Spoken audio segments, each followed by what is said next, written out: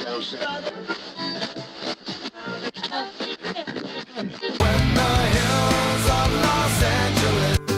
Angeles, I'm and most Hollywood nights.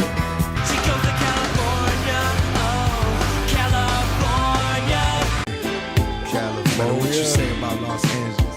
LA got the people saying,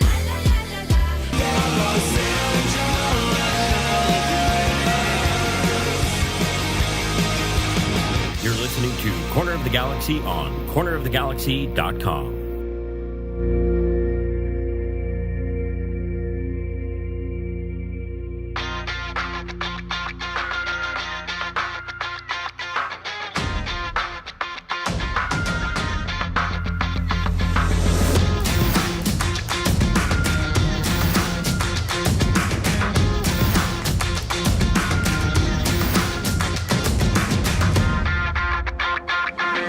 Welcome to Corner of the Galaxy, the show that talks 100% LA Galaxy soccer.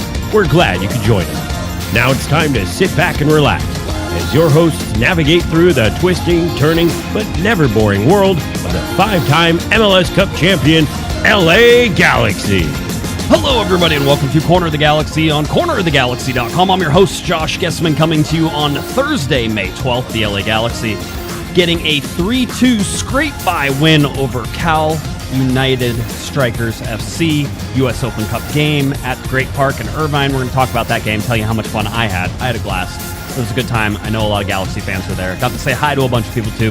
So we're going to do that. Also, can you say El Trafico? That's right. Open Cup draw has just been made, and if I am the first one to tell you, there's an El Trafico coming up in May. The LA Galaxy will host it. We'll have all the details on that we know right now, sort of get you through all of that. And of course, the Galaxy coming up against the number 3 team in the number 4 team in the Western Conference, because the Galaxy are number 3. Number 4 team in the Western Conference, FC Dallas.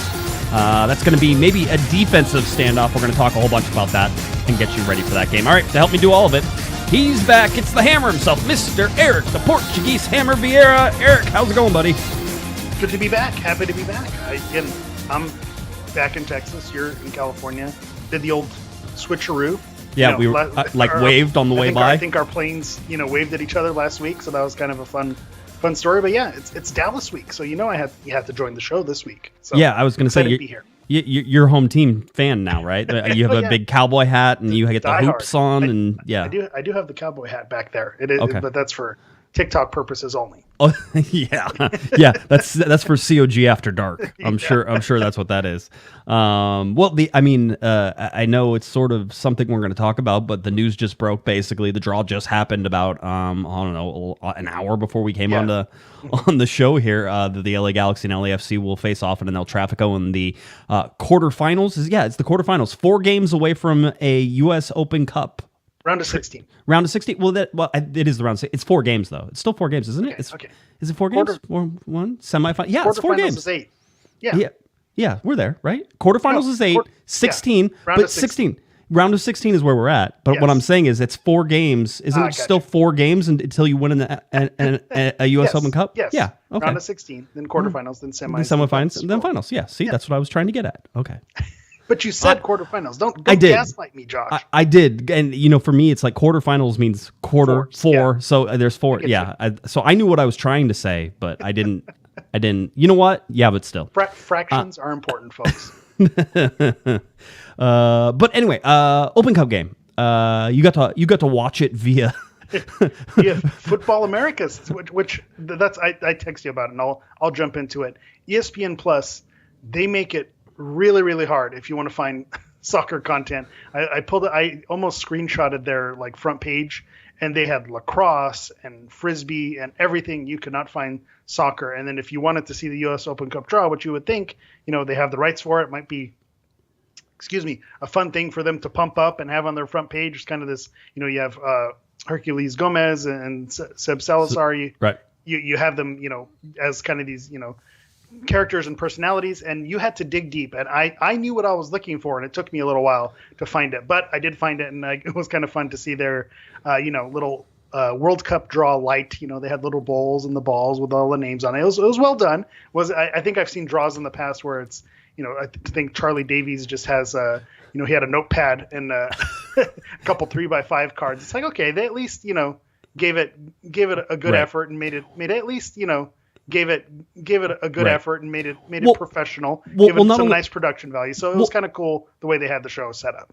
Yeah, well, not only that, but they didn't take it too seriously because they were joking around about like trying to fix it. Like, and clearly they weren't. I'm not one of those people. They weren't trying to fix it. I mean, certainly you could think that with the draw between LA Galaxy and LAFC, but that was it was a possibility. We'll talk about that and sort of get it going. But to go to your fort, there's a 25% chance, or four balls.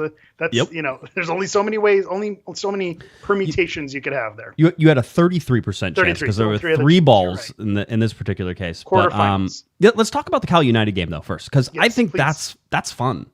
So let's sort of set up the day and how it all went down. Obviously, the game hosted down at Orange County Great Park. This was at Championship Soccer Stadium is what they call it. And so there was a mass exodus out of LA and down into Orange County. And lucky for me, I live I was working about 6 miles from the stadium. So that was good. Also lucky for me that there was a pregame sort of meetup at Taps Brewery, which of course is where we've had 2 of our live shows and where I... Yeah. COG world famous Taps of Tustin. Yeah, right there. My 30-second drive. I was off of work at 5, and I had a beer in my hand at 5:01. So nice. I wanted to grab a beer and just say hi to some people. And I did. I got to say hi to some listeners. There were people asking me where you were. And so I said, hey, he's in Texas. That's where he lives. So I imagine that's where he's at, but he doesn't tell me everything. Got to say hi to a handful of listeners, just great people. A big shout out to Nicole. Now, Nicole sets up a lot of the viewing parties that are there at Taps, and I would like to remind everybody that if you are in the Orange County area and you want to go to a viewing party, Taps in Tustin, right there on Red Hill, is a place where you can go and watch games. And Nicole usually sets those up and has people there, and so she was there. I got to say hi to her. So she was able to say hi, and she was happy that there were so many people. I mean, there were probably 50 to 70 LA Galaxy fans there, the whole deal. That's a great turnout. And they were scattered all over the place, and you could say hi, and everywhere you went, there was an LA Galaxy fan, so it was great.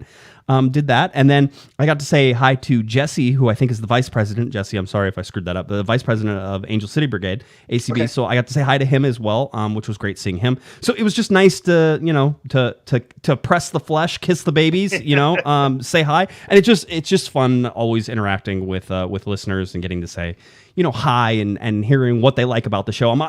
I always find it interesting because people will say stuff that I'm not necessarily thinking about, like, oh, well, this is one of my favorite things is when you guys do this, and it's like, oh wow, I didn't even think about it. Okay, well, I'll make sure that I focus on that a little bit more and sort of do that. So that was great. And then it was a quick little 20-minute drive, even though it was only 6 miles down the freeway and off at the Orange County Great Park. And I have to hand it to Cal United. I think that they tried to do the most professional job that they absolutely could, and I think that they did just fine. Yeah, I think the stadium, the way it looked on the broadcast, it looked pumping. It looked full or to capacity, full-ish, to capacity, and it looked like there were no issues. And it's a great stadium and a good setup. It is a professional stadium. I mean, let's not. Right. It's not like this is, some high school field. I know some U.S. Open Cup games, you watch them like, man, where are they playing this game? It looks like it's in, someone's backyard. But it is a professional stadium, so give them credit for that. And from what I hear, there were no issues, as far as getting in, no tickets, things like that. It all ran pretty smoothly. So you're right. Kudos, because it was their home game. Kudos to Cal United Strikers for hosting the LA Galaxy and making it a good event. Yeah, and I went up to my media table and I was like, oh, you never know, right? Like I double checked, I made sure I was on the list, but like you never know if you're going to be all set up or if there's going to be issues. And they had my pass right away, and away up to the press box I went. So I was able to run up real quick and put my stuff down. And there ended up being just 2 of us really covering the LA Galaxy. It was myself and Scott French. And Scott is a guy who's been around the LA Galaxy for years, way longer than me. He goes back. He knows pretty much. He knew Dan Calichman whenever Calichman was playing. He knew Vanney whenever Vanney was playing. He was still covering them at that point. So Scott goes way back, and Scott and I were in the. We're going to call it the fishbowl.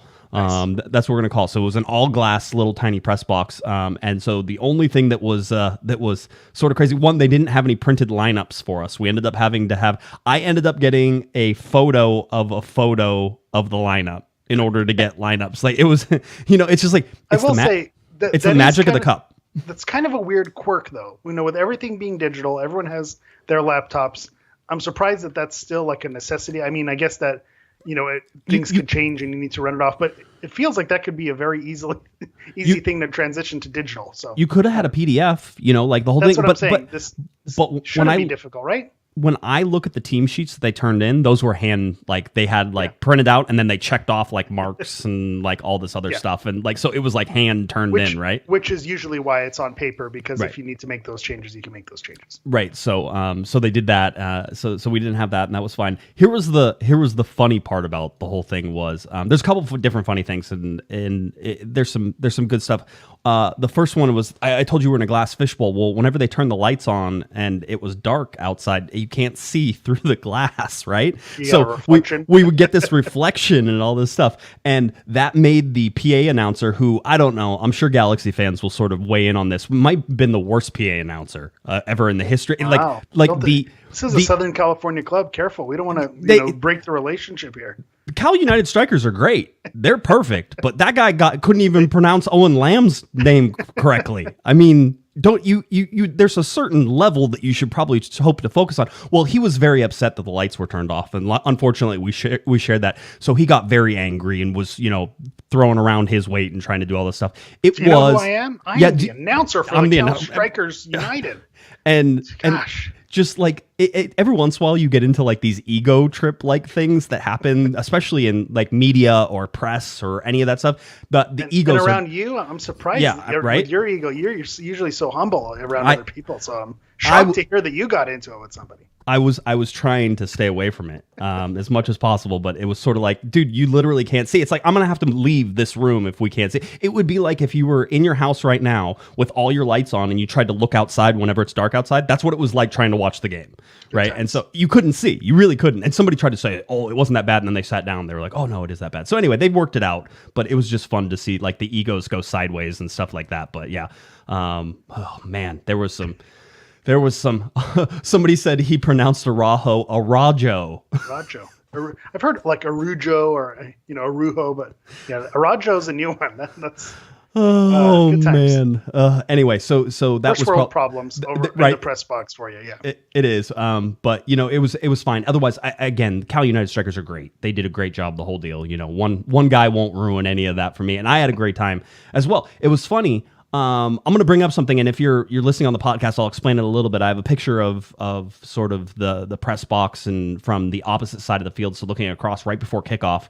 I grabbed this as a screenshot, and basically it has the nice sort of center console podium where all of the PA announcing are, and where they have the press box, and then off to the right of that, there's the buildings that sort of house some of the bathrooms and maybe some of the concessions and that type of thing. It spreads out on both sides, so it's this like concourse that has the roof over top of it. And on the far right hand side of this picture, there are a bunch of guys standing up on top of the building.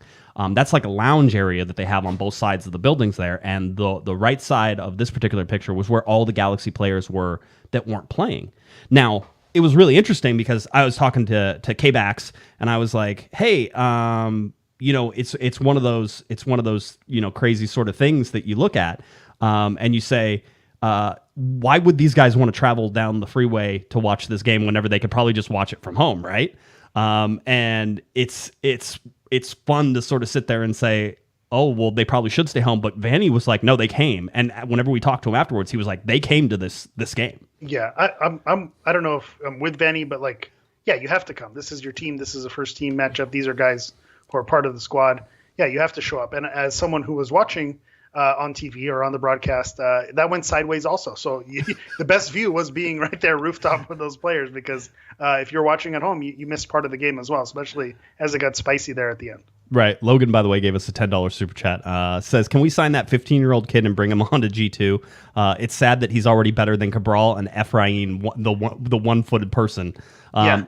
This is I think it's Marcus Lee. Marcus Lee is correct. Yeah. It's funny. I told Logan that we would get to it because eventually we're going to get to recapping this game after all the PA announcer drama. But wait, there's the more though. I have as well. So yeah, wrap it up. But we're going to get to Marcus Lee 100%. Logan, I hear what you're saying, and that was not lost on a lot of people who watched that game yesterday.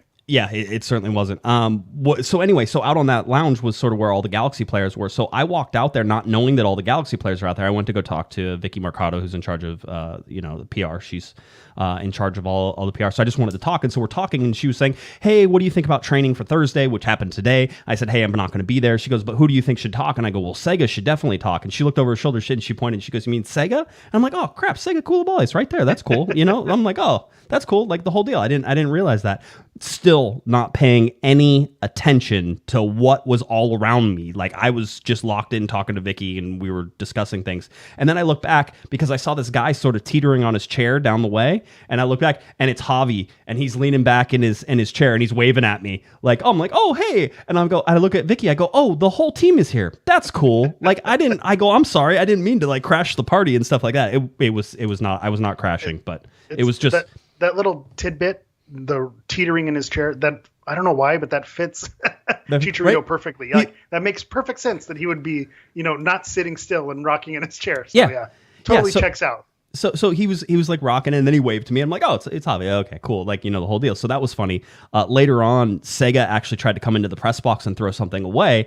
And so we gave him, Scott and I were in there, and Vicky was talking to us while it happened too. So we gave Sega some stick too. We're like, hey, you can't use that trash can. That's for press box people only. And we're like, we're going to make you pay. And he's like, how much? The whole deal. So Sega came in and talked to us. It's all like I'll say it's off the record. It is off the record. It was just chit chat back and forth. But the main part that Scott and I wanted to talk to him about whenever we were joking around with him was how good his English is and how proud he should be of that and not to be shy. And he was like, oh, I try. And we're like, you're speaking English right now. Like, this is not a try. You do great. And I go, so if you ever want to talk to us, we're happy to have you. And if I talk too fast, because I do, just tell me to slow down. Just ask me to repeat the question. I'll happily do it. The whole deal. But it was really fun to see him. And we told him he would have to play translator for Kevin Cabral here soon. And he said that Kevin's English was getting better, but maybe he was still just a little shy about it. And I understand that. It's funny how I judge every player is by their Instagram profile. But if you follow Sega Koulibaly, his personality shines through. You can tell he's got a jokester. He's got a personality on him. So the fact that he's able to, communicate in English, he's definitely someone we got to get on the show and he's so much fun and get talking, because you can tell that personality's there with him. He seems like such a chill guy, like just relaxed and just has fun. And he was joking around with us. And so we got to talk to him for about 5 minutes. Also, a shout out to Tom Braun, who we had on the podcast whenever we were out doing our live show from the field unveil out there, the block party that they had. Tom works with the LA Galaxy in the front office there, does a bunch of fun stuff, but I got to stop and say hi to him again. And so it was nice to talk to him. So he says he listens to the show. So Tom, hi. Hi from wave Eric, wave. Say hi to Tom. There we go. From all right, inside your earbuds. Hello, that's Tom. right. Hello, Tom. Thanks for listening. So that's good too. So now we get to the game. Yes, Douglas Costa was there. By the way, somebody was asking, was Douglas Costa there? Everybody was there, guys. It wasn't. There was nobody missing that I could see. Like every time you would look, like Raheem Edwards was there. Like he was there. I don't know name. Victor Vasquez was there. Yeah. Do you think they rode the big orange, the balloon? Did they think they took turns? Have you been in that? I have. Is it fun? No. I mean, it is what it is. It's what you think. Like, it's not fun and it's not fun. Like, it is what it is. Okay. It seemed like it would be fun. It seemed like you go up in the balloon, you come back down, and the whole deal. By the way, somebody in the chat room now is named Ephra's right foot. I don't know. Times. For some reason, it just reminds me of what was the Mike Ciani's like car? McLaren? No, the McLaren. Not that. What was of Mice and Men? The book of Mice and Men, where the main character, one of the main characters, kept his hand in a glove with like Vaseline to keep it soft. Like that. I feel like that's Ephra's right foot. Like it's never used. It keeps in it's in perfect condition. No calluses. Yes, exactly. Nice. There we go. I'm glad we get to get that out of the way. So anyway, so then we get to the kickoff. By the way, uniform choice, Eric. Tell everybody. Yeah. Tell them.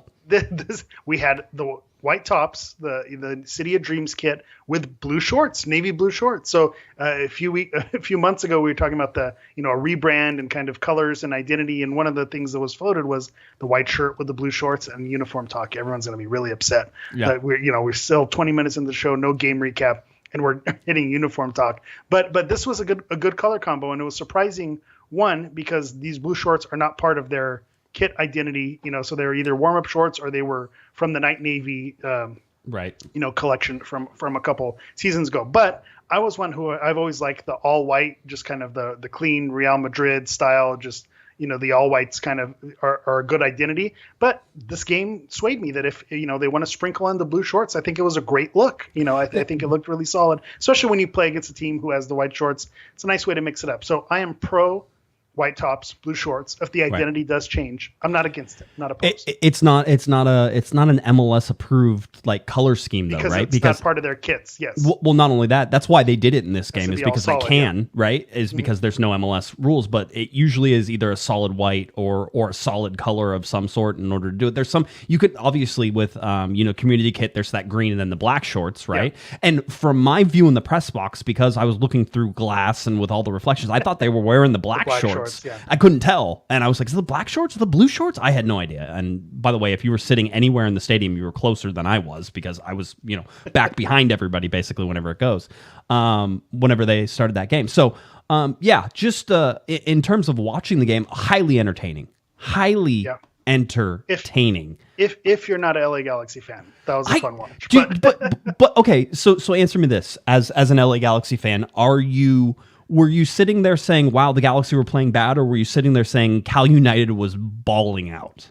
So, Cal United was balling out. The credit to the Cal United strikers, they gave the Galaxy hell.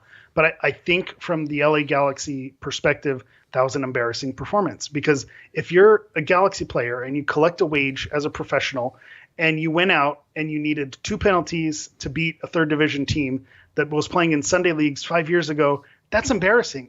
The Cal United players looked at this as this is our time to shine. This is our game of the year.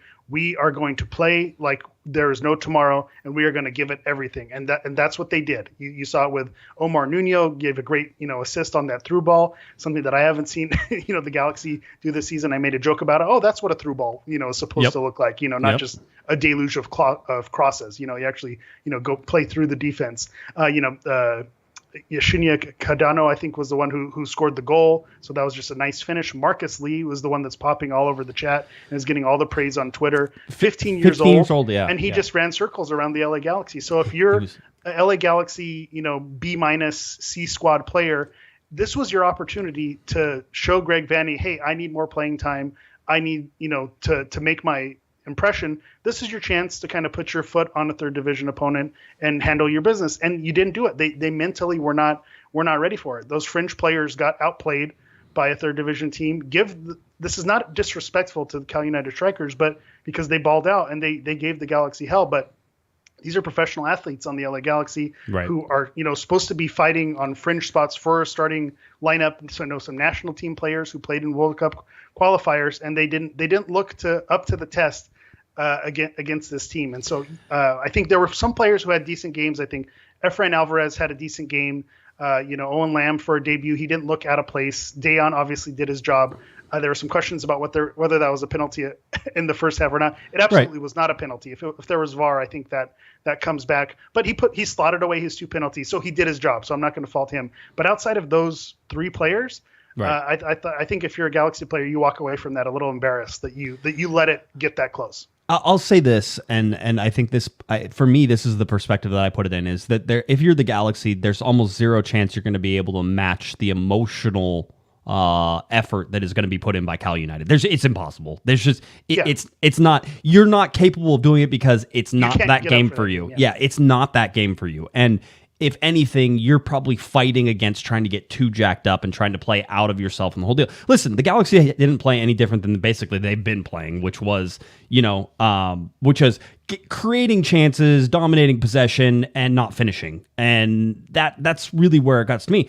I do find it interesting, though, that Vanney experimented, and he talked to us a little bit afterwards with a 4-4-2 again, because he definitely had Grandsir and he had Joveljic up top to start that game. And he said he did it for about 30 minutes, and he was trying to see if, he goes, Grandsir is not really a typical forward. He goes, so that's one problem with that. He goes, but I wanted to see how they sort of were going to move off each other because we knew that they were going to put everybody in the box. And at times, Cal United had that, 10 guys, 11 guys in the box type thing. And it's what we've seen be effective against the LA Galaxy, which is the low block. I think you said Alvarez. So Lamb got outplayed in the first half. I think he and even Greg sort of mentioned a little bit, which was he grew into that game. I agree with that. He grew into that game. He eventually caught his footing. I agree with that. Yeah. So so that I thought and listen, he scored a goal. It was great, and he seems like a cool kid. We got to talk to him afterwards a little bit, and we were joking around a little bit with PR because we talked to Vicky. We said, well, we want to talk to Owen. She was like, oh, well, I haven't trained him in PR yet. Gone through the yeah, he hasn't gone through PR training yet. We're like, well, that's even better. Yeah, we're like, that's even better. Come on over. To take that course. Yeah. Yeah. The whole deal. I thought Joveljic said something. He said a bunch of really cool things. Listen, the full game recap is up on the YouTube and up on our website right now, so you can go and hear from Greg Vanney, you can hear from Dejan Joveljic, you can hear from Owen Lamb. Those are the three people that we talked about. Joveljic was honest, and I think he gets it right, which was he said basically that they should have put the game away in the first half. He goes, and there's no excuse for that. And he goes, and we played too slow. And that's something that we've been doing, and we have to stop it. That was sort of Dejan is like the most straightforward. I'm not going to mess with you like ever guy. He's direct, just like his style of play. Like there's not a lot of frills. It is what it is. And I think you make the point that when you say they didn't do anything different than they have in previous games leading up to this, but that's exactly the problem. I think in that first half, you saw a Galaxy team who was trying to dribble the ball into the net when there were opportunities to crash the goal and to take shots and to do, one-off passes. And they didn't capitalize on those. They were trying to be too cute is what it felt like. And it's like, if you're a professional team, I understand you're not going to get jacked up like it's a El Trafico. Put this game away in the first 10 to 15 minutes. They had the chances. They were dominating the game, right? In the beginning. And then once they got scored on, they regressed. They got a lot worse. I felt that they had a drop in quality once Cal United scored, and it was like, they're actually on the ropes. They have the Galaxy worried, and it took the penalty back. And then, of course, the second half was all LA Galaxy until the very end there, where it got a little squeaky. But the Galaxy truly dominated. But again, they could have put away more chances, and they just didn't, which is a symptom that the Galaxy have had. This isn't anything new than with the first team as well. It just seems like there's not that creativity isn't there. I think early on in the chat, they say, have we signed a Cam yet? Do we have a number 10 yet? And it's like we've been missing it all season. We're missing it in this game. There just wasn't that creativity. The Galaxy won because they had more talent, and that's just it. It wasn't tactics. It wasn't. I think at the end of the day, these players were better, and that's why they won. But I think as far as like the effort part of it, right, you give the award. The moral victory goes to Cal United Strikers. Yeah. By the way, we're aware on the feed. Apparently, our sound is a little bit behind. That I can see we're having some glitch issues. So we'll see if that sticks around or whether or not it goes sideways on us. But we basically. I think if you're Greg and you look at what he did and all those things, he got the guys he wanted. He talked a little bit about it and said, hey, if it was perfect, I wouldn't have wanted to have, Julian Araujo out there as long. I wouldn't have wanted to have Efrain Alvarez. I mean, quite honestly, they left this late. You can say that the Joveljic, goal wasn't a penalty. I saw it in real time. It looked like there was contact there. I've gone back and looked at the replays, and it's sort of like, okay, I don't know, and I really can't tell from what I'm seeing. I think he was falling. He was falling, and he knew that it was a professional play, and that he knew that someone's going to take a swipe at it. And if he falls, technically there's going to be contact. But if that player didn't move his foot at all, Joveljic would have fallen over anyway. Yeah, and very, very well could have. And then, even on the first goal for Cal Strikers, it looked really close. Could have been offside as well. Yeah, fair. Listen, I had zero issues with the refereeing at all. I thought that she did a fine job. And it was interesting. There were 3 female referees on that. There was a female center referee, one assistant referee, one of the assistant referees.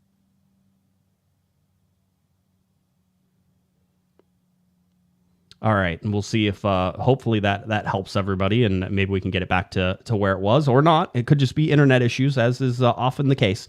But anyway, it's just, to me, it's interesting just the people that Greg sort of played and the positions that he played. I mean, you're not seeing a bunch of LA Galaxy 2 guys. You get Jalen Neal in for a small amount of time. You get Carlos Harvey in for a small amount of time. You get Cameron Dunbar in for a small amount of time. But for the most part, you're looking at guys who will and do make impacts on the first team on a fairly regular basis.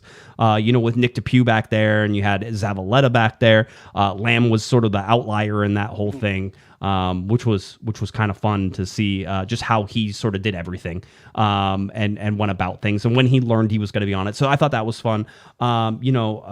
Again, I think that the LA Galaxy are still trying to figure themselves out, and it certainly seems that way in this case. And you can tell that this particular lineup hasn't played a bunch together. But that's the other wrinkle that I will say. If you are going to give them, this wasn't mostly Galaxy 2 players or Galaxy subs who are used to being on the field. This chemistry is a real thing, and so the chemistry was obviously not there with this Galaxy team, and so that is the fair thing. This is the first time this group as a collective saw the field, so I'll give them credit, and I got to give Patrick shout out in the chat for saying that getting through in the early rounds, it's not about looking pretty, it's just getting your B squad the minutes and advancing, and in that regard they did their job. But it's frustrating to watch, especially when there are other teams in this competition who put away lesser opponents and put the game out of reach, and it's frustrating when your team can't do that. I think the big thing here, and I think Greg sort of had that same mentality, which was we got through it. That's all. And we got the guy's minutes, and mission accomplished. Yeah. Overall, he was critical. He will be critical. It's not that he doesn't. It's just it's not worth it for him to be critical right now. For him, what's he going to do? Go blast the guys who are on the second team and say you guys all suck? And the whole deal. And kill their confidence for the rest of the year. Yeah. What does that do? He might need them next game. Coming up on Saturday whenever they face off against FC Dallas. So it doesn't.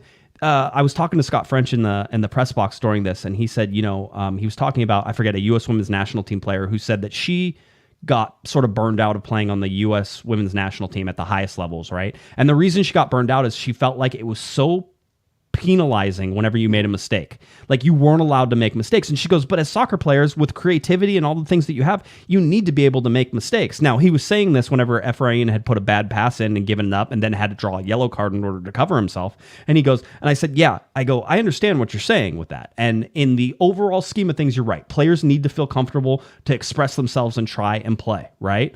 There was a Wayne Gretzky quote that I just saw. I think Taylor Twellman retweeted it and sort of said, "Hey, this is something we need to pay attention to." But Wayne Gretzky's junior team, they were 11 years old, went out to play against this other junior team, and this other junior team beat them, right? And Wayne Gretzky was driving in the car with his dad afterwards, and his dad goes, "You know what? There was nothing you could have done. That is probably the best coach team that I've ever seen. They have some of the best players." He goes, "You're never going to beat those guys." He goes, "But not a single one of those guys is going to make it to the NHL because they're robotic. They don't have any creativity." He goes, and from Wayne Gretzky's his 11-year-old team, 5 people ended up going to the NHL and none from the other team did. So there is something to that about the creativity, about being free, and I feel like Greg gives people enough to be free within a system, right? So that's what I want to see, but that's also one of the criticisms of Kevin Cabral. It's well, he keeps letting him do whatever he wants to do and trying to correct, that type of thing.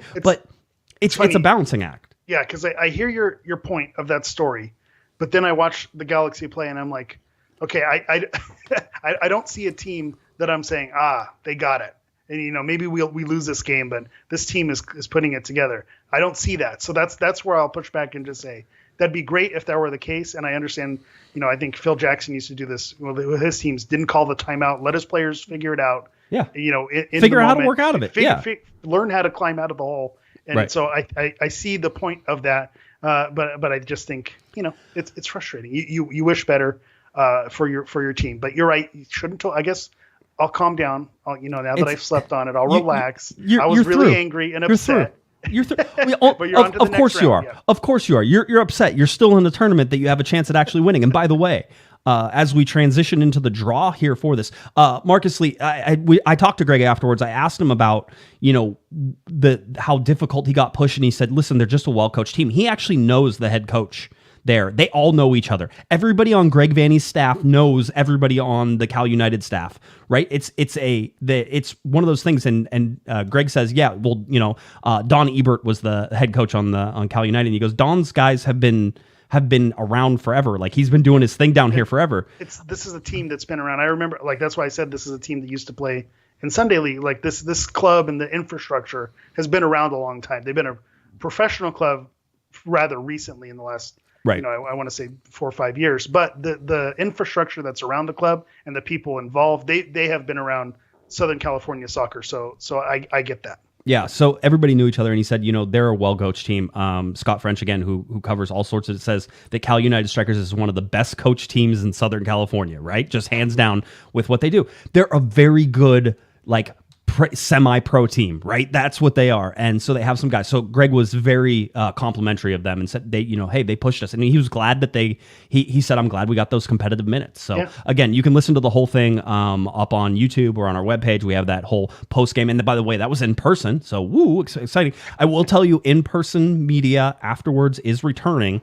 It won't return this weekend, probably for the LA Galaxy, just because I'm warning you right now, the FC Dallas game is going to be sharing the stadium with boxing. Boxing is going to be over at the tennis courts. Yeah, fun times. Yeah, so what can possibly go wrong, right? And so just keep that up. So I think they had some of the stuff that was it, but we will be in person in the locker rooms again. I don't know if that's a great idea. It's good, and I'm not going to say it's not good, but it's a whole. I could do a 2-hour podcast. Yeah, they do a good job of keeping it separated. I've been there on nights where they do two events. It'll be fine. You'll be fine. Enjoy Nighty's night. It'll be a good time. I'm just telling you the whole deal. So anyway, in person should be returning as we go. Now, the draw came out, and we did get the draw. It was supposed to start at 5:30 p.m. What happened was the TV show started at 5:30 p.m. The draw didn't start till 6:30 or something like that. It was a recap show. Yeah, it was a recap show for a while there, but it was good. I actually enjoyed it. I actually think that Seb Salazar and Hercules Gomez have great chemistry together. Yeah, I really like them a lot. I think they're great. I would like to get them unburied from the filing folder that you have to keep swiping right in order to find them.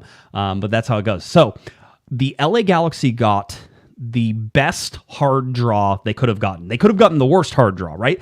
The best draw for the LA Galaxy would have been to be drawn into H1, which is what they got. Mm-hmm. So they got drawn into H1, which is the home one position, which means the LA Galaxy have a home game against LAFC, who eventually they drew against, right?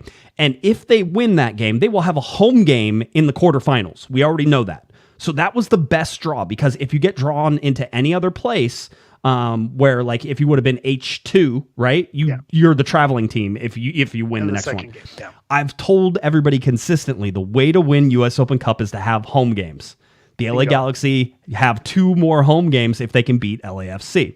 So obviously the best draw would have been an H1 for the LA Galaxy, and then to have away one be Sacramento Republic. That was the golden draw. Everybody was hoping for that one, right? That's what you were looking for. Mm-hmm. The next best draw would have been to have H1 and then get the San Jose Earthquakes as the team you were playing. Mm-hmm. That would have been good. So you got the best of the hardest, right? Because the worst draw would have been you being probably A2, and having to go at LAFC. A2 at LA, with H2 LAFC would have been the worst. It probably would have been H2 and A2, right? And that would have been, because then you're on the road, again. Even if you do beat LAFC, then you would be on the road the next one. This one at least is okay. So we know the LA Galaxy are at home for the next 2 games in the US Open Cup if they can get by LAFC. They host LAFC, which is huge. We don't know the exact date yet. I reached out to the LA Galaxy as soon as it came out. I'm going to tell you, there are reasons to believe that it is going to be May 25th, and we will tell you what those reasons are. The LA Galaxy have a game on May 22nd at home against the Houston Dynamo. Okay, that's a Sunday game. Sunday night game, 7 p.m. Yeah, 7 p.m. for you, 5 p.m. for us. Sorry, Central. My Google tricked me again. So it's a May 22nd game. It's a Sunday game. It's at 5 p.m. And that's going to be that game.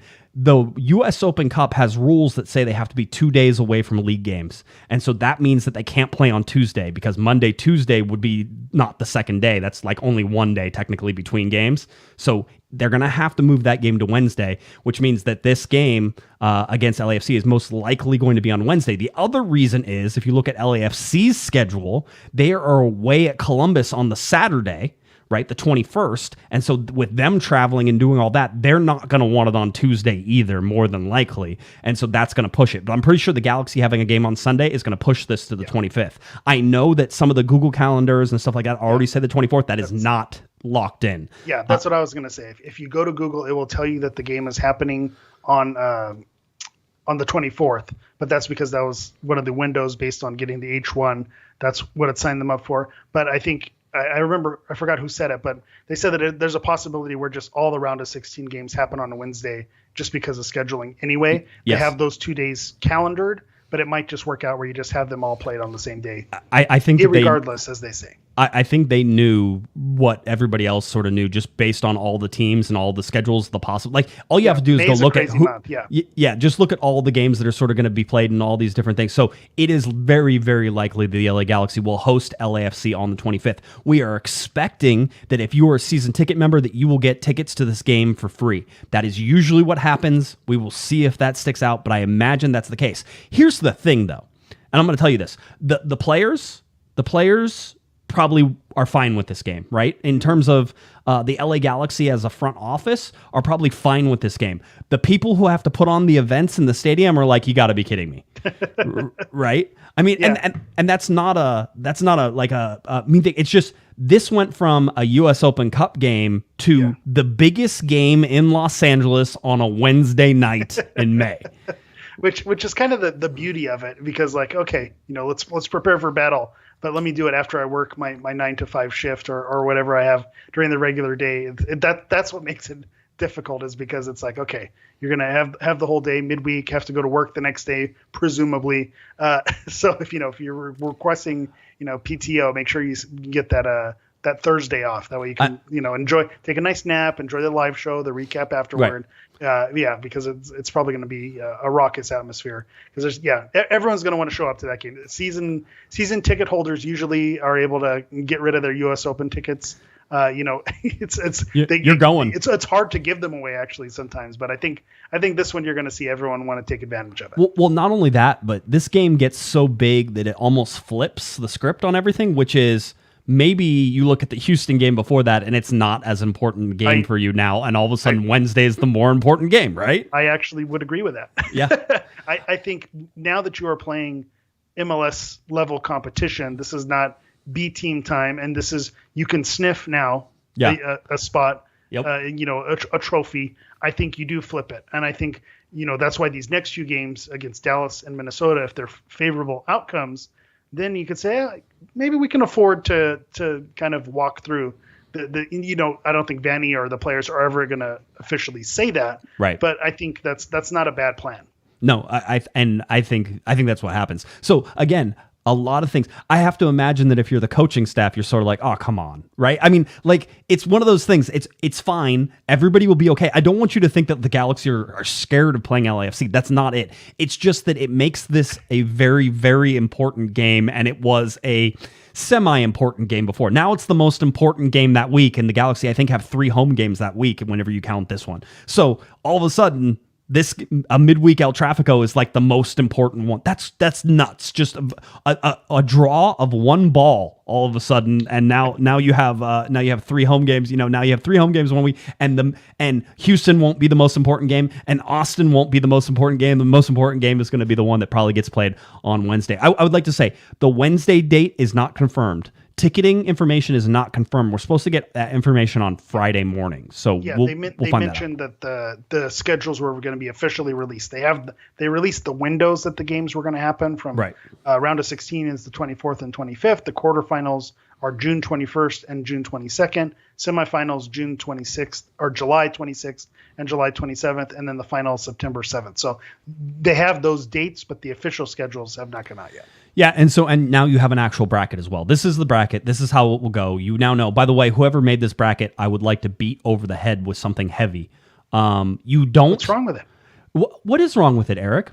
Do you have the northeast and top left corner, which should be either a western side or something like that? Enough. You can't put the west on the left. Put the west on the left, right? Put the east on the right. Like the northeast should be on the right. The southeast should be on the bottom right, which means the west, the west one where those teams are, it's probably a lower left team, and maybe you put the central up top. But somebody decided to put the northeast in the top left-hand corner, which makes me want to flip it around and mirror it.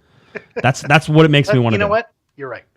Thank you. I like to say you're overthinking this. It's not that big of a deal, but you're 100% right. I was 100% right. Right. I'm not crazy. I know what I'm talking about. So I mean, it's one of those that it's like this makes a whole bunch of sense. I'm actually working on flipping it right now, so that's I will we'll fix make our this. own bracket. I will fix this for everybody there. Now, there we go. That feels better. The West is on the bottom. Everything's backwards, but it makes me feel a lot better. So There you go. Problem solved. Problem solved. We once again solved the world's problems We did it. on We did Corner it, of the Joe. Galaxy. We did it, Joe. Every time you send me that GIF, I crack up. It doesn't matter. We did it, Joe. Good job. Anyways, so that's where we sit for the U.S. Open Cup. Massive game now. I wouldn't be surprised, Eric, if this goes nationally televised as well. Because if you're ESPN on a Wednesday, I don't know what else. I mean, NBA playoffs, I guess, maybe playoff hockey. We'll see where it bumps up against, but maybe ESPN too. Yeah, I think you have to put this on the regular TV. This game sells out, right? No. No. No, Yes. I say- Yes, it does. No. Yes, I say it no. does. I Yeah, say no it does. because I think midweek it's still a challenge. It will It sells out. it will not sell out. It sells out. It sells out.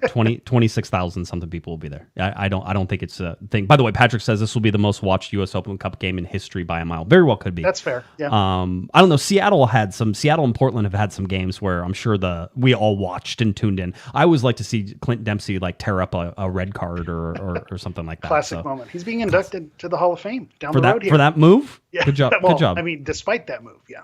Okay, very good. Yeah, Phil the Berm says ABC 7. Put it on local. Let's jack it up. What else is going on Wednesday night? Who else is playing? Come on, let's get this thing rolling. We look at the LA Galaxy schedule. Obviously, we don't have the Open Cup game in there, but the Dallas game is coming up. We have Minnesota. Galaxy will travel to Minnesota, which just by the way had to finish their U.S. Open Cup game this morning after they got like 80-mile-an-hour winds and like 2 feet of water on the field last night before the first half. Which if you haven't lived outside of Southern California, I'm learning this. That's exactly what it's like. Rain, thunder, hail. Oh, yeah. And then the next day, just a beautiful day. Like nothing ever happened. So I was like, oh yeah, I can relate to that now. Yeah. Yeah, it is. It is. Well, I was there in Dallas. It rained and it poured, and then the sun was out, and I was, leaving, so not a problem. So they have the Minnesota game, and then the Galaxy home, and we'll host Houston. Home face Austin, and there's that LAFC game is put in between that week as well. The big deal here is that the LA Galaxy do sort of start to round out their home games more. And the Galaxy have sort of been behind on one home game. Something Greg Vanney pointed out, by the way, in one of our calls, and I can't remember which. He said, well, you have to remember a lot of the teams that are above us have had more home games than away games, right? And it's like, he's not wrong, but that means the LA Galaxy have to win their home games, which is something that you expect them to do, but not necessarily something they always do. Yeah, but I'm looking at it by one or two.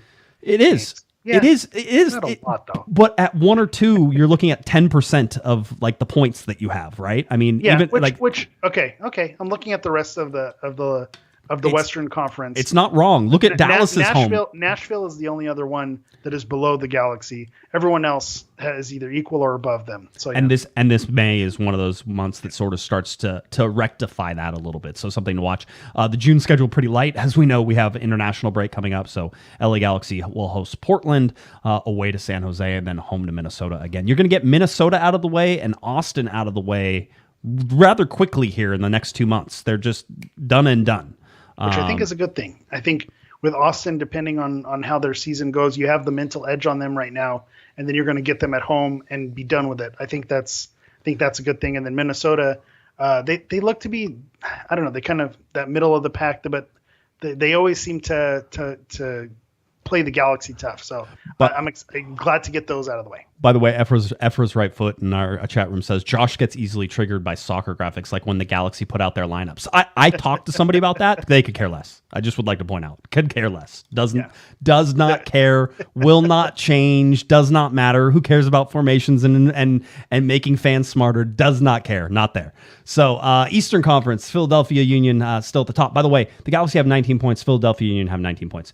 Tell me how good the Philadelphia Union are. Again, oh my God, they're the best team ever in the history of teams. They're so good. They have the same number of points. Yep. Are they saying that? I don't know. Did you hear me flip? Did you hear me flip on Monday where I said the Eastern Conference might be the more difficult conference this year? No. Oh yeah, I'm starting to feel it. Do you want to know? Do you want to know? Why is that? Do you want to know my reasoning for it? Sure. I'm going to show you the Supporter Shield standings. Tell me the top 4 teams are all Western Conference It's all teams. Western Conference, yeah. Yeah, so you would say, oh well, they're the better conference. No, I think there are more run over.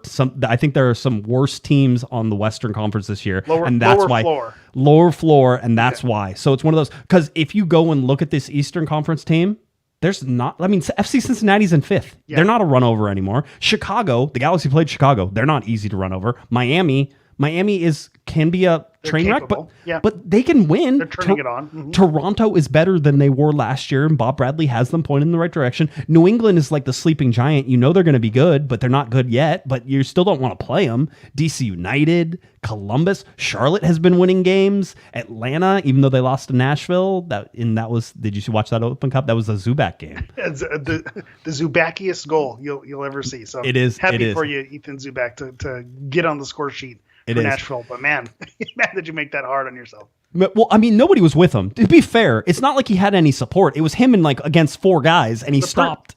But that's why it's that was just pure perseverance. That's what got him that goal, and that credit to him, because he gives that. I'll give him that. Right. I don't know if I got to this super chat. Jonathan said, gave us $10. He said, I got nothing to add but the money. So I wanted to make sure I get that. I get talking and I forget about where they are. So, but yeah, so Zubac getting the goal in that one. So like I was saying, that's sort of when we look at the Eastern Conference, I'm not sure they're not as second division-y as they were last year. I'm just paying attention to some of them because Vancouver is not a good team. Seattle in league play hasn't been a good team, but I expect that to change now that they are going to be focused on it. Kansas City has been oddly struggling. I really don't like the fact there are all these good teams underneath the line. It makes me very uneasy in a lot of these things. But at the same point, some of those teams have not been playing well. And so, you sort of sit there and say, okay, I see it. Galaxy are 3rd in the Western Conference, 3rd in the Supporter Shield. So, again, top 4 teams are all Western Conference teams: LAFC, Austin, LA, and Dallas. Now, the LA Galaxy have beaten LAFC. The LA Galaxy have beaten Austin. Now they're going to play the number 4 team that is tied with them on points. These teams are eerily similar. In a lot of ways, especially whenever you look at the defenses and stuff like that. So before we get too into that, let's get into our preview. Are you ready to start talking about Dallas, or did you want to add something before we go? I am ready. I am ready to talk about that. All right. LA Galaxy versus FC Dallas coming up on Saturday. This game is a 7:30 p.m. Start time. TV is going to be Spectrum Sportsnet and LAGalaxy.com. Just remember that for all of you who are paying attention. The kickoff, 7:38. Now, everybody say it with me. When Spectrum hosts a game, it's 8 minutes after the start time. All right. I talked to Nikki Kay, who was out at training today. We have the training interview because I think Nikki was out there and Damien was out there. It's been a light week with everybody sort of scrambling around. Yes. I also noticed, did you notice Nikki's training for set pieces? She's working on her headers. That was impressive. Did you see that? I texted her. I told her. Can you imagine trying to do that in heels? I would have broken something. No, I can't imagine trying to do that. Why did I not grab that video? God, I'm an idiot. That would have been a good video to have. Nikki Next time she's in this seat, you gotta have that ready to roll. Absolutely. So she was out there, and I think Damien was out there. I think that was the only 2 that were out there. It's been a really crazy week with press and just everybody flying all over the place. So I can understand why everybody's sort of being pulled in multiple directions. But Damien did a good job and got us a little update on Victor Vasquez, who was training fully yesterday, who trained fully today, who will train fully tomorrow. It does look like he is expected to be available, and I would almost expect him to start, which is sort of crazy, and you're like, there's no way. But whenever he goes like 45 to 60 minutes every game, you can sort of afford to start him in those roles. So we'll see if that's the case. They desperately need him, and I think if he's been in full training, why not? The Galaxy they can't seem to put the offense together. So it's funny when you say the teams are eerily similar. I think the Dallas offense has been clicking, and so that's where I think they're not similar. Jesus Ferreira is so much, and his dad is David Ferreira, right? Everybody knows that, right? Like that was the FC Dallas stalwart for so many years, and now he's out there and he's got 7 goals right now. Yeah, he has 7. He has 7 goals. Yeah. And an assist, so he is their best player at 8. So let me give you the records. The Galaxy 6-2-1 for 19 points. FC Dallas 5-1-4 for 19 points. On the road, FC Dallas is 0-1-3. So FC Dallas has not won on the road this year. Just gotten 3 points from those, but was only lost. By the way, they've only lost once, and that was it. Away at New England, East Coast road trip. Yeah, so, 1-0 lost in New England. So that's impressive to me. That they've only lost 1 game. So they're 1, 2, 3. 8 games unbeaten, which is hell of a streak. Yeah, 5-0-3 in those 8 games. Whenever they go, their last win was against Seattle. Now, this was a Seattle team that was still probably drunk. Yeah, they were hungover. For sure, they were hungover. They might have still been drunk, and they didn't bring a whole bunch of people, so they beat them 2-0 at home. That was last weekend, and then their last loss, as you said, was back in March 5th. By the way, the beginning of March 5th. I was talking to Scott French a little bit about FC Dallas. He goes, don't pay any attention to them. This is what they do every year. They start fast and they fade into the night, and you won't see them. And I thought that was sort of interesting. But I did do a deep dive on them today. I did look at how they play. I went back and watched a couple games just to sort of see what I could feel, how they play. As I said, their defenses are eerily similar, but they are not reliant on their defense. Their offense is very good. Jesus Ferreira is very good. I'll tell you right now, the guy who, outside of Ferreira, I think, Eric, whenever I watch him, is a different player. He has the ability, even though they're going to play sort of in a 4-3-3 with Ferreira in that center spot up top in that 3-man line, but he doesn't always lead on that line. He loves to suck back in and play the 10 spot and create and divide and sort of find the in-between passes. And when they added somebody like Paul Arriola, who is very good on this FC Dallas team, they cook with fire. Yeah, and then Alan Velasco as well. Velasco's another guy who's just, that front three is scary, and I think that's what makes me nervous about this game is you have a Galaxy team who struggled to score and an FC Dallas team who has firepower, real firepower. The Galaxy are not going to be able to sit back. I think, they've been, having the shutouts and the defense has been solid, but they're truly going to be put to the test in this game against a formidable opponent. Joe says you're going to start your own FC Dallas podcast here pretty soon. There's actually Texas soccer, North Texas soccer is a popular thing. Yeah, there's a lot going on over here. So they don't need another one. Is the point I'm trying to make. Okay, good. The big thing I pulled from Velasquez as well is set pieces. FC Dallas is good on set pieces. Velasquez takes a lot of them. He has a dangerous shot. Oh, Velasco, sorry. Velasco takes a lot of those, and he has a good right and left foot. Yeah. I saw him take corner kicks with Matt Hedges in there, who tends to get his head on the ball a lot. That LA Galaxy are going to have to. I mean, we know one of the Achilles heels of the LA Galaxy is set piece defending, and I'm telling you, FC Dallas is a good set piece team. Yeah. So whenever you're looking at how they match up, I don't like this matchup. I don't think they match up well. I think FC Dallas, right? I think FC Dallas is a better team when you match these two teams up.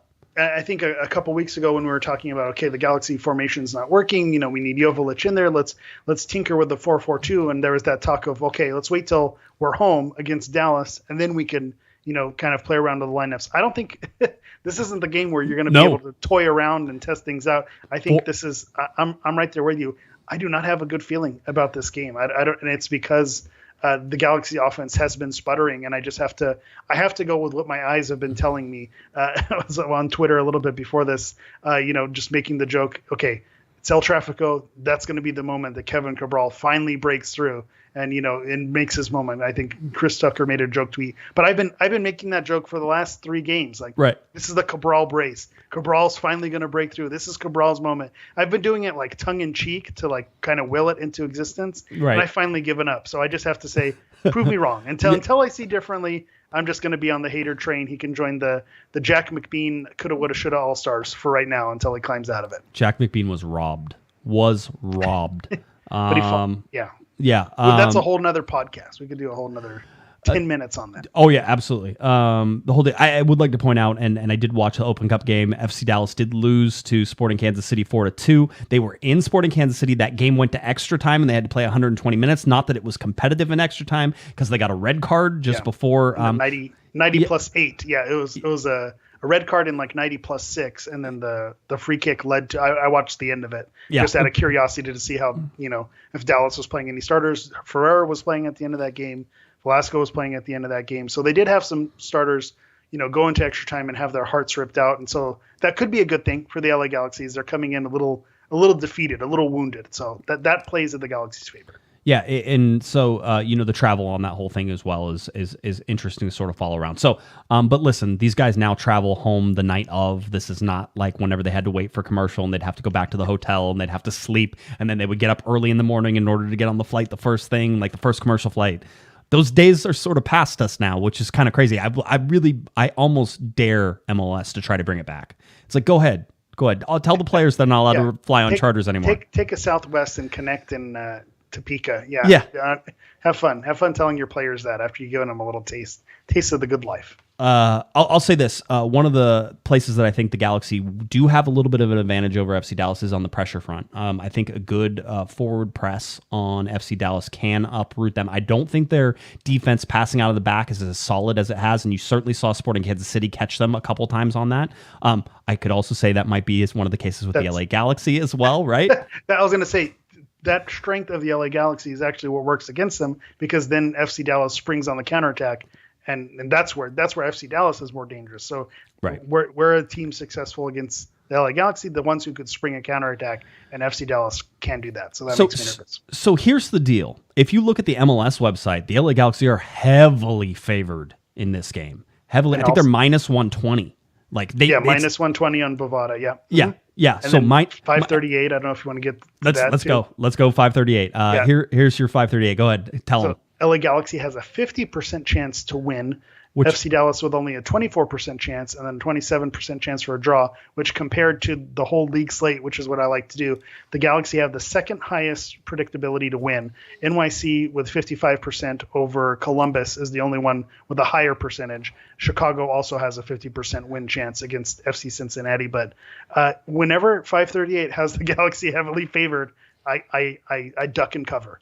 Because that's when I know things are going to go wrong. Well, you should. And by the way, you just got a $20 super chat from Kyle. Kyle, thank you very much. Appreciate that. Yeah, Kyle's just rocking it. So we appreciate that. Thank you, Kyle. Thanks, Kyle. Appreciate that. 538. I mean, this to me, the 24% for FC Dallas has me taking FC Dallas. Like, that is a road dog. Yes.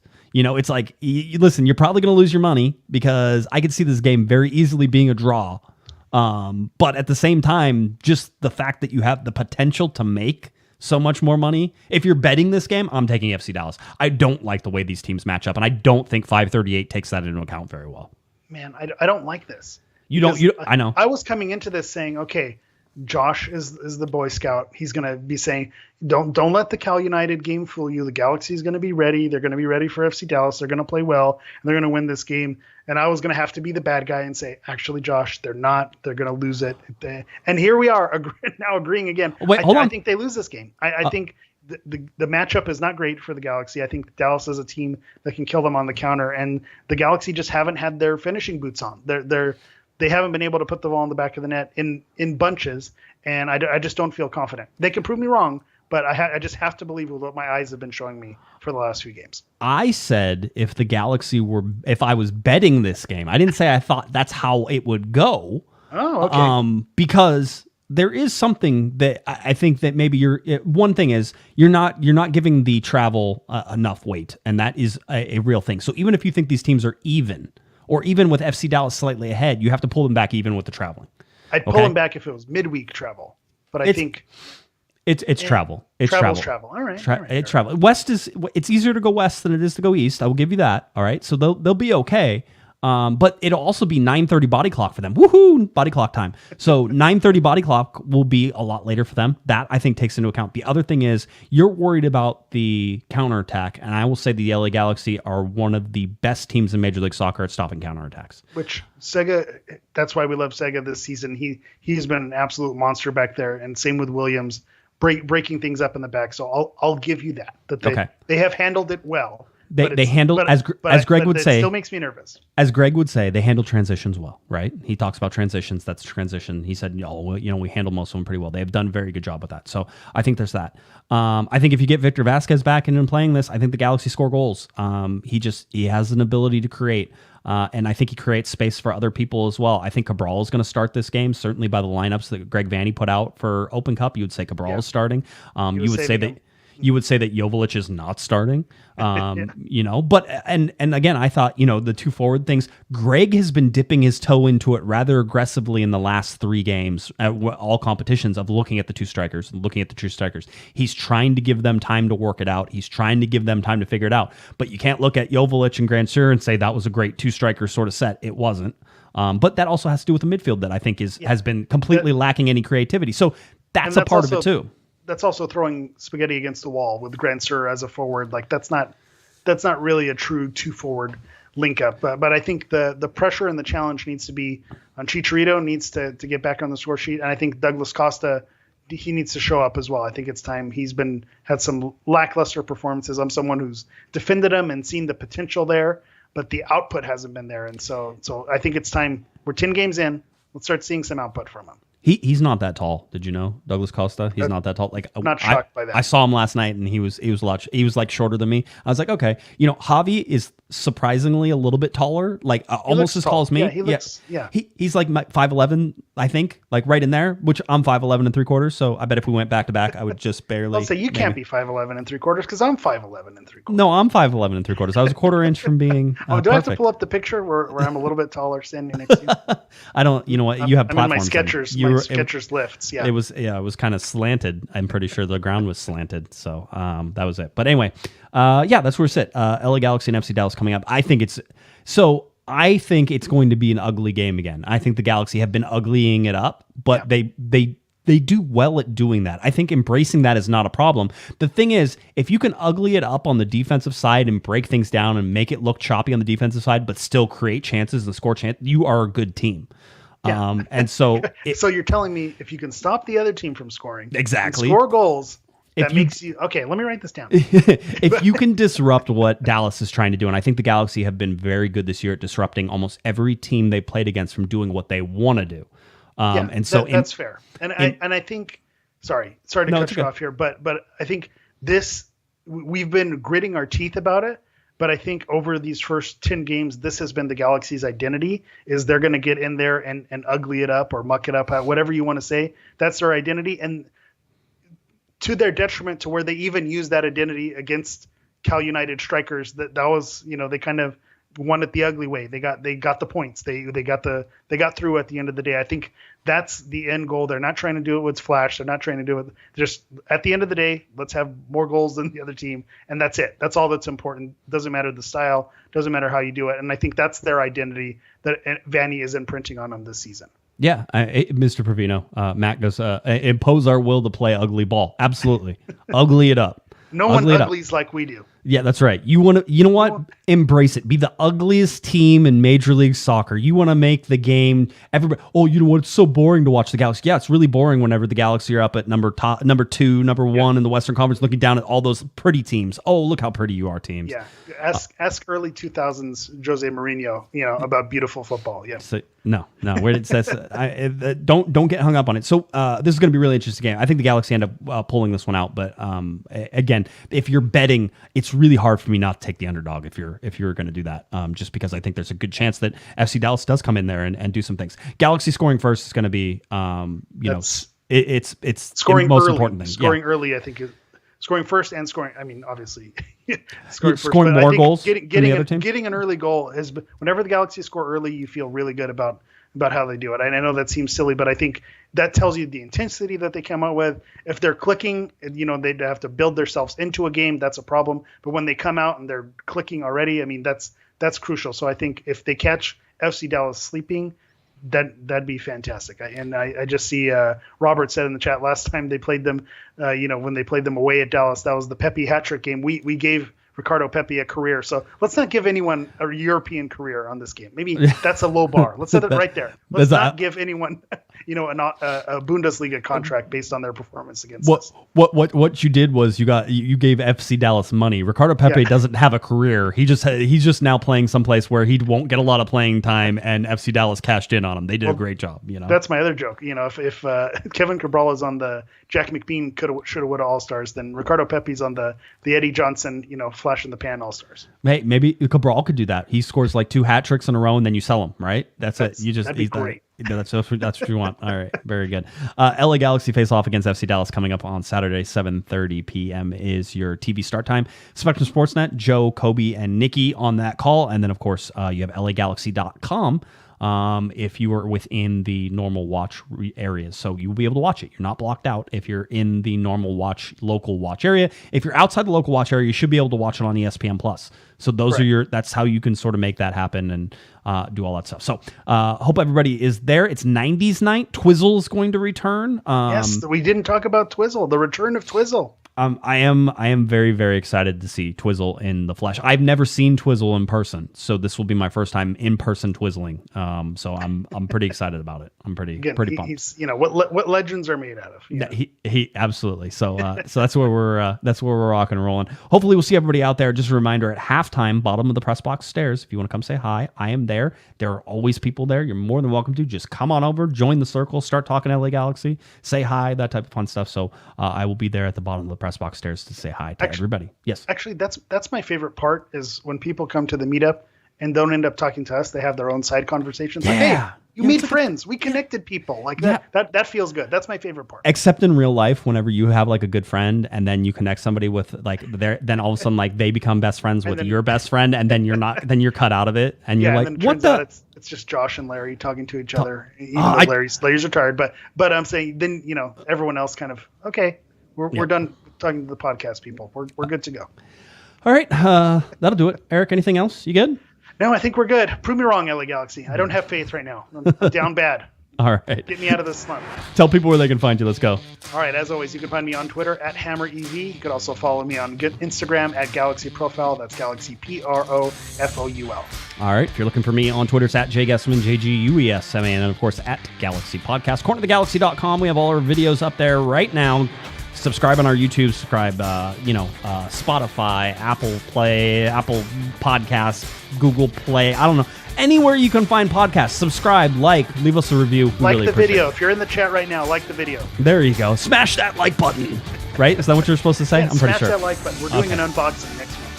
I love it. All right, for Eric, the Portuguese Hammer Vieira, I'm Josh Pato Guesman. You've been listening to and watching Corner of the Galaxy on cornerofthegalaxy.com. Have a great one, everybody.